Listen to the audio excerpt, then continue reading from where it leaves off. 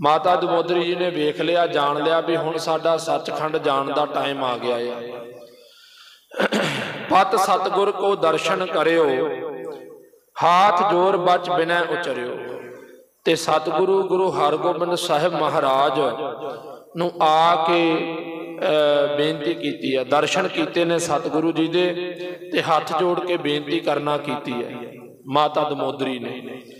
तुम प्रभ ही हो सब ही विद लायक, बड़े पुन फल भा मम नायक। हे प्रभु जी, तुसी सब विधियां दे नाल लायक हो, वड्डे पुन्नां दा मैनूं फल मिलिया। माता दमोदरी कह रही है वड्डे पुन्नां दा फल मिलिया, ते तुसी मेरे स्वामी बने, तुसी मेरे मालक बने, तुसी मेरे पति बने। मैं अनजान पुने कुछ कहियो, नहीं महात्म नीको लहियो। महाराज मैं जे कदे अनजान पुने विच कुछ कहा होवे तां मैनूं माफ करना। गुरु साहब नूं कहण लगी माता दमोदरी, जिहड़ी गुरु साहब जी दी धर्म सपत्नी है, महल है, कहंदे भी जे किते मैं अनजान पुणे विच कुछ क्या कह दिता होवे ना, ते मैनूं सतगुरु माफ करियो जी। पातशाह जी किरपा धार सुबख्शन कीजै, अंत समा मेरो लख लीजै। ते किरपा करके मेरी ऊणताई नूं बख्श देना। कहण लगी माता दमोदरी जी, मेरी गलती नूं माफ कर देना, मेरा हुण अंतला समा नेड़े आ गया है। माता दमोदरी जी कहण लगे निज चरणन की दासी जानो, बीच परलोक मिलावन ठानो। मैनू अपने चरनां दी दासी जानो, ते मैनू महाराज परलोक दे विच भी अपने नाल ही रखियो जी। परलोक दे विच भी, सचखंड दे विच भी। गुरु प्यारिओ, ये भी अंतर है। संसारी लोक ते जिहड़े रब्बी पुरख हुंदे ने, रब्बी पुरख इत्थे भी साथ निभाउंदे ने, अगली दुनिया विच भी साथ निभाउंदे ने, वो साथ नहीं छड्डदे। संसारी लोगों का साथ केवल इस दुनिया तक ही है, अगली दुनिया ते इन्हां दा साथ नहीं हुंदा, पर रब्बी पुरखां दा साथ अगली दुनिया विच भी हुंदा है। इसलिए मैं अजान पुन त्रे मत है, रावर भेव देव न लह। मैं अज्ञानी हाँ, ते दूसरी मेरी स्त्री मत है, ते महाराज आप जी का भेद तो देवते भी नहीं पा सकते। बिना सुनी गुर धीरज दीन, सदा संग तू हमरे चीन। गुरु साहब ने बेनती सुन के, माता दमोदरी जी की बेनती नूं सुन के गुरु साहब ने धीरज दिता। कहंदे सदा ही तू अपने आप नूं साडे कोल समझना है, असी सदा तेरे नाल आ। पातशाह जी कहण लगे गुर घर की महिमा बड़ भारी, शरदा धरी सुनर कै नारी। सतगुरु कहंदे गुरु घर की महिमा बड़ी वड्डी है, ते इसलिए जेड़ा भी भावें वो स्त्री होवे भावें वो पुरुष होवे, जेड़ा भी इस महिमा नूं जां इस महिमा नूं समझदा या जां गुरु घर ते शरदा धारण करदे हन, उन्हां नूं परम गति मिलदी है, ते तू परम गति नूं प्राप्त करेंगी। परम गति सो पहुंचत जाए, तू ममदारा सहज सपाए। तू मेरी सुशील पतिव्रत ते सन्मानयोग पत्नी है। सतगुरु कहण लगे सद संगी किम बिछरै नाही, तन त्यागण सब ही जग माही। महाराज कहंदे इसलिए इत्थे भी नाल आ, अगे भी नाल आ। ये तन तां विछड़ना ही है, तन दा तां जिहड़ा विछोड़ा पैना ही पैना है। गुरु साहब कहण लगे तन सब ने त्यागना है, थिर को रहै ना थूल शरीर, निज बारी सब पाए बहीर। गुरु साहब कहण लगे कोई भारी तो भारी शरीर भी सदा नहीं रहेगा, अपनी वारी सब ने चलाना करना है। सुन पत ते उर बहुर खाई, बहुर कटंब मिली समुदाई। इस तरह गुरु साहब तो सुन के माता दमोदरी जी बड़े प्रसन्न होए, ते अपने सारे परिवार नूं मिलना कीता। माता दमोदरी जी ने कर शनान को पौड़ी ताहां, कुछ को आस तरन रच जहां। हुण कहंदे फिर ना पहला सारे परिवार नूं मिले, फिर इशनान कीता। माता दमोदरी जी ने इशनान कीता, ते एक आसन तैयार करवाया ते उत्थे लम्मे पै गए। कंत ध्यान मैं होए लै लीन, तन को त्यागन तत छिन कीन। अपने पति दे गुरु हरगोबिंद साहब जी दे ध्यान दे विच माता दमोदरी जी लीन हो गए ते अपने शरीर नूं छड़ दिता। गंग सास के पास पधारी, चढ़ बिबान दीपत दुत भारी। ते अपनी सस माता माता गंगा जी दे कोले पहुंच गए, भाव सचखंड प्याना कर गए। माता दमोदरी जी सब परिवार निहारत रहियो, प्राण अंत होयस जब लहियो। सारा परिवार वेखदा रहा। जदों वेख्या भी माता दमोदरी जी दे प्राणा दा अंत होया ते रुदन कीन मिल कै सब नारी, रामो सुसा स्नेह दिखारी। ते कुदरती जदों विराग करना शुरू किया तो सतगुरु सच्चे पातशाह जी ने सब नूं वरद दिता। महाराज कहंदे किसी ने भी विराग नहीं करना, किसी ने भी। इसलिए जिहड़ा है ये सचखंड प्याना कीता है, इन्हां दा आया सफल है दुनिया ते, उन्हां लई विराग नहीं करना है। इसलिए गुरु प्यारो इसकी पदवी कहा विचारी, तरे संबंधी सब नर नारी। गुरु प्यारी साध संगत जीओ, क्योंकि जेड़ा संबंध बनया ना वो बनया माता दमोदरी करके। माता दमोदरी जी जदों गुरु साहब नाल विआहे गए ते बीबी रामो भी गुरु घर दी श्रद्धालु बनी, फिर भाई साईं दास भी गुरु घर दा श्रद्धालु बनिया। इसलिए ये सारा जिहड़ा पिछे परिवार है ना, गुरु साहब कहंदे कल्ली नहीं तरी, इन्हें तो अपने सारे परिवार नूं तारना है, सारे परिवार नूं। इन्हें अपने पेके परिवार नूं भी तार लेना है, भला कर देना है। इसलिए गुरु प्यारिओ सतगुरु सच्चे पातशाह जी ने सब नूं समझाया, ए जग रीत सबन सिर होई, मत रुदनो अचरज न कोई। सतगुरु कहंदे किसी ने भी रोना नहीं है, ये जगत की रीत है, इथों सब ने जाना है। चिंता ताकि कीजिए जो अनहोनी होए, यह मार्ग संसार को नानक थिर नहीं कोई। पातशाह कहते इत्थे थिर थोड़ी है कोई, चिंता तां करिए जे अनहोनी हुंदी होवे तां, ये तां हुंदी आई है। चिंता ताकि कीजिए जो अनहोनी होए, ये मार्ग संसार को नानक थिर नहीं कोई। इसलिए ये रोना नहीं ते ना ही कोई हैरानी वाली गल है, सतगुरु कहन लगे। इसलिए बाबा गुरदित्ता जी ने अपनी माता श्री दियां सारियां रस्मां निभाउणियां कीतियां।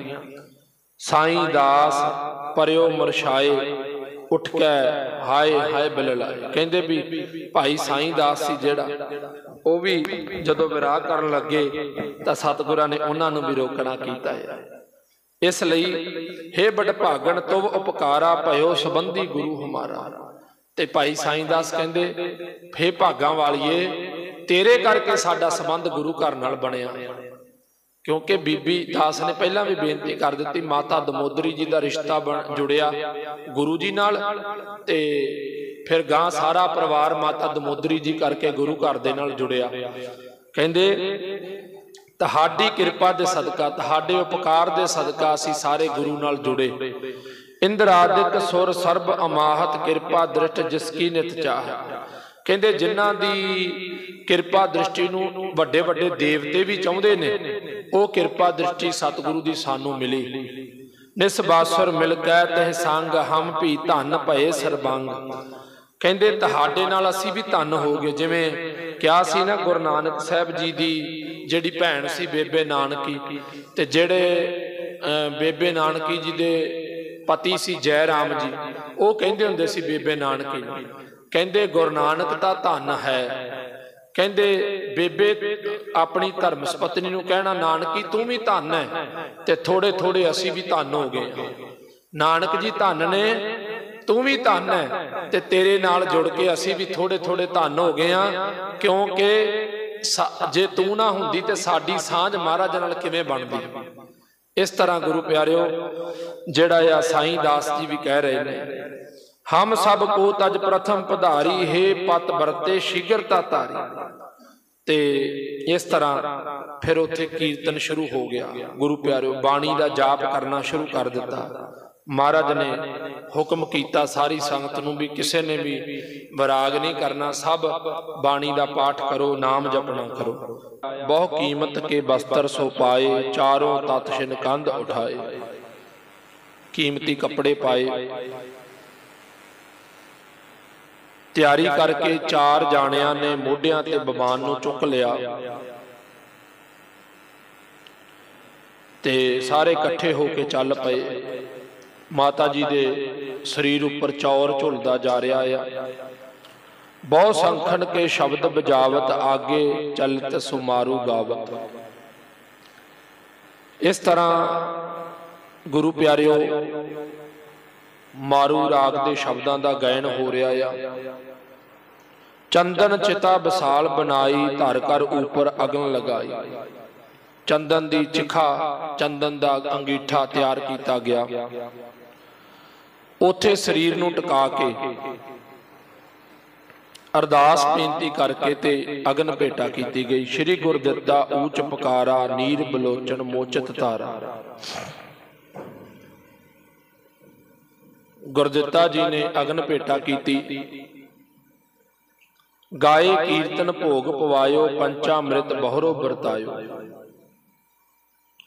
इस तरह फिर शब्द का गायन होया, शब्द पढ़ते रहे। कड़ा प्रसाद तैयार करके वरताया गया। वापस आए। जह जह होते संबंध गुर, तै तै सुध पहचाए। जिथे जिथे गुरु जी के संबंध सन, उथे उथे खबर पहुंचा दी गई। फिर नारायण दास अपनी पत्नी समेत आए। नारायण दास रामो पथ के सहत दुखारी, को दिन मैं परलोक पधारी। बीबी रामो जेड़ी माता दमोदरी जी की भैन है, उन्होंने भी कुछ दिनों बाद शरीर छड़ दिता। वो भी सचखंड प्याना कर गए। साईं दास अदास अवासा, प्राण त्याग कर गयो तमाशा। गुरु प्यारिओ उस तो बाद फिर जिहड़ा साईं दास सी, उन्हें भी शरीर छड़ दिता। साईं दास ने मतलब कुछ दिनों के विच ही पहला माता दमोदरी जी सचखंड प्याना कीते, फिर बीबी रामो, फिर भाई साईं दास। श्री हरगोबिंद शुभ गत दीन, मृतक किरिया गुरदित्ते कीन। श्री हरगोबिंद साहब जी ने सारियां नूं शुभ गति बख्शिश की ते जिहड़ी मृतक किरिया सी वो गुरदित्ता जी ने की। नारायण दास दियां दोनों सपुत्रियां चलाना कर गईयां, सचखंड प्याना कर गईयां। बीबी दमोदरी भी ते बीबी रामो भी। त्रेजुत बस्यो नारायण दास, जगत विनाशी लख्यो उदास। अपनी पत्नी समेत डरौली विखे जो नारायण दास जी रुकना कीता, उन्होंने उत्थे रुके। ते उदू बाद विच नारायण दास जी भी कुछ दिनों बाद सचखंड प्याना कर गए। नारायण दास जी गुरु साहब के सौरा साहब भी, मतलब कुछ दिनों विच ही गुरु घर के अंदर पहला गुरु साहब जी की धर्म पत्नी माता दमोदरी, फिर गुरु साहब जी की साली लगती सी जो बीबी रामो, वो फिर गुरु साहब का जिहड़ा सांढू लगदा सी, सिख भी है सांढू भी है, भाई साईं दास, फिर गुरु साहब का सौरा भाई नारायण दास। ये सारे परलोक प्याना कर गए। उस तो बाद दया कौर जुत शुभ गत पाई, जिनकी कुल सिखी चल आई। गुरु प्यारी साध संगत जी। उस तो बाद फिर नारायण दास जी की धर्म सपत्नी भी वो भी चलाना कर गए, शरीर छड्ड गए। इस तरह लगभग इकट्ठियां 5 शरीर जिहड़े सी गुरु प्यारिओ सचखंड प्याना कीते। पहला माता दमोदरी, फिर बीबी रामो, फिर भाई साईं दास, फिर नारायण दास ते उन्हां दी धर्म सपत्नी दया कौर ते सतगुरु महाराज धीरज दे विच ने, उस तरह टकाओ दे विच ने। पर संगत बड़ी हैरान है भी इन्ने शरीर इकट्ठे। हरी चंद आयो जुत दारा, सहत भारजा आयो दुबारा। भाई हरी चंद जी गुरु साहब दे दूजे सौहरा साहब अपनी सपत्नी